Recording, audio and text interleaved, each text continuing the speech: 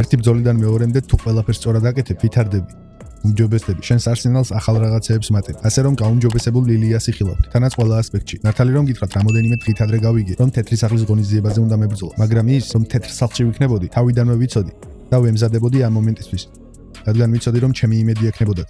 ეჭვიც არ მეპარებოდა. როდესაც კომპანია აწყობს გამოფენას, სურს საუკეთესო პროდუქტის გამოტანა. მე ყოველგვარი ეჭვის გარეშე ვარ ერთ-ერთი საუკეთესო პროდუქტი, რომელიც UFC-ს ჰყავს. თუ საუკეთესო არა. ასე რომ ვიცოდი, რომ გათვლას ჩემზე გააკეთებდნენ. ჩემი იმედი უნდა ჰქონოდათ. მოდით ასე ვთქვათ, თუ აწყობ გამოფენას, გინდა აჩვენო სპორტი მისი არსით და თუ გინდათ ამის გაკეთება, ილია თოფურია იქ აუცილებლად დაგჭირდებათ. რას ნიშნავს ეს ჩემთვის? სიმართლე გითხრათ, ყოველ ჯერზე როცა წარმოვიდგენ, რომ ვიასპარეზებ თეთრ სახლში, არც კი ვიცი რა ვიფიქრო. ხვდებით?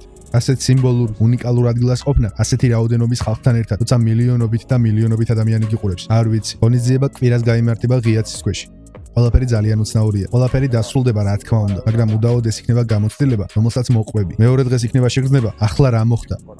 ხვდებით? ვიცნობ უამრავ ადამიანს, ვინც აპირებს თეთრი სახლის ღონისძიებაზე წასვლას და იქიდან პირდაპირ მიფინდავენ ესპანეთის მატჩზე. ტელეფონზე ბევრი ზარით გამაგვიძეს. მეუბნებოდნენ, არ არის ისლამი, ჯასტინია. მოდი ჯასტინ. თუნდაც სხვა იყოს. არმანი? შესანიშნავია ძმაო. ვინც გინდა ის იყოს? სულ ერთია. თანაც უფასოდ. არ არის პრობლემა. ხალხს, შეულებრივ ფანს, ყოველთვის ყველაზე დიდი ბრძოლების ნახვა სურს, მაგრამ შიგნიდან, სამზარეულოდან, ყველაფერს სხვა პერსპექტივიდან უყურებენ. მომავლის გეგმები ყველა ათლეტისთვის ინდივიდუალურია და არ ვიცი, როგორც ვთქვი, UFC-სთვის რჩევების მიცემა, კომპანიისთვის, რომელმაც ამ წერტილამდე მიაღწია, ცოტა რთულია. სავარაუდოდ არც კი მოგისმენენ. მახსოვს, როცა კატეგორია შევიცვალე, სუბუქ წონაში უნდა ავსულიყავი. ყველა ამბობდა, რომ პატარა ვიყავი, რომ არაფერი გამომივიდოდა, რომ ნოკაუტში ჩამაგდებდნენ და ასე შემდეგ და ასე შემდეგ. ავედი ჩალზი გავთიშე და ახლა როცა ჯასტინ გეიჯისთან ბრძოლა გამოცხადდა, ისე საუბრობენ თითქოს ვებრძოდე ვიღაცას, ვისაც არასდროს არაფერი გაუკეთებია.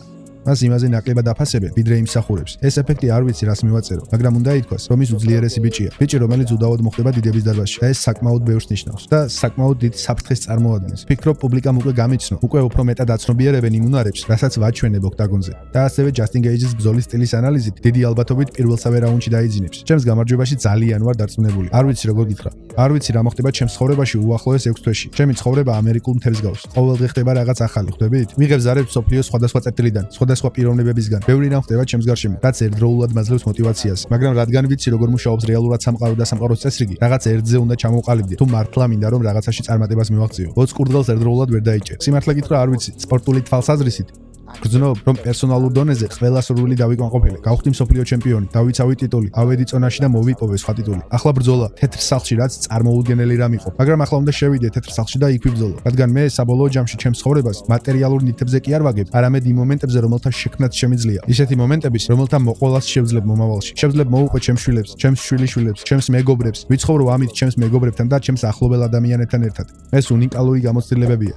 ასეთ შესაძლებლობებზე უარს ვერ იტყვი. თუ იქნება ჩვეულებრივი ღონისძიება ვიღაცის წინააღმდეგ, ვინც ჩემთვის არაფერს წარმოადგენს, მაშინ შეიძლება არც ვიბრძოლო. მაგრამ თუ არის ვიღაცის წინააღმდეგ, ვინც მართლა მაძლევს мотиваციას, რაც ბადებს სურვილს და იმედს პუბლიკაში, მაშინ რატომაც არა.